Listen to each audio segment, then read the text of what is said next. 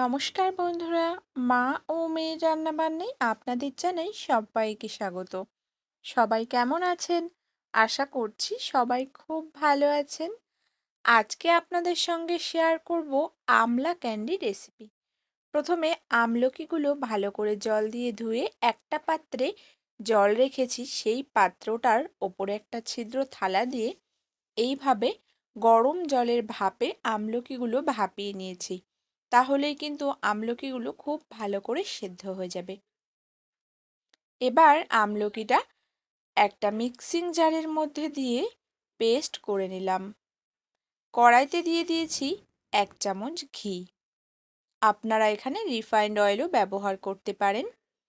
এবার পেস্ট করে রাখা আমলকিটা দিয়ে দিচ্ছি কড়াইয়ের মধ্যে। দিয়ে ভালো করে নেড়েচেড়ে ঘিয়ের সঙ্গে মিলিয়ে নেব।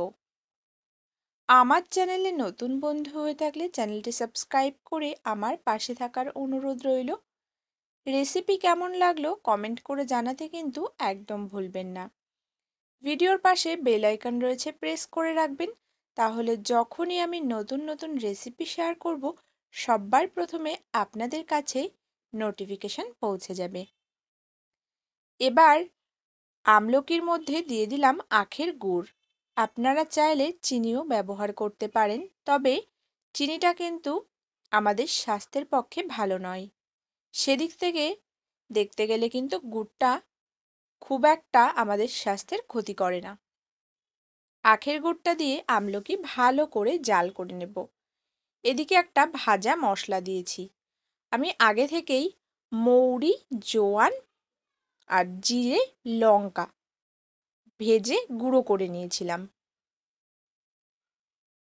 সঙ্গে দিয়েছি বিট লবণ। দিয়ে ভালো করে তৈরি করে নিচ্ছি আমলকির পেস্টটাকে।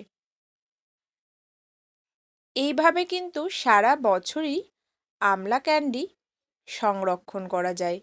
তাহলে কিন্তু সারা বছর আমলকির স্বাদটাও পাওয়া যাবে। যেহেতু এই সময় আমলকির দামটা কিন্তু অনেক কম থাকে, সেই জন্য এইভাবে আমলকির একটা রেসিপি বাড়িতে বানিয়ে রেখে দিন সারা বছর খাবার জন্য।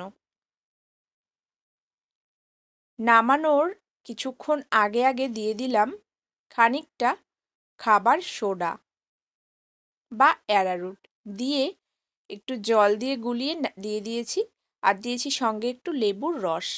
এবার আমলা ক্যান্ডি তৈরি করার জন্য রেডি।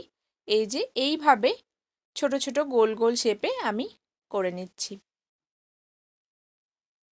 আপনারা চাইলে একটা পাত্রে বা থালায় যে কোনো কিছুতে রেখে ছোট ছোট করে ছুরি দিয়ে কেটেও নিতে পারেন, তাহলেও কিন্তু ভালো লাগবে। আমার সুবিধা মতন আমি এইভাবে গোল গোল বলের মতন করে নিয়েছি।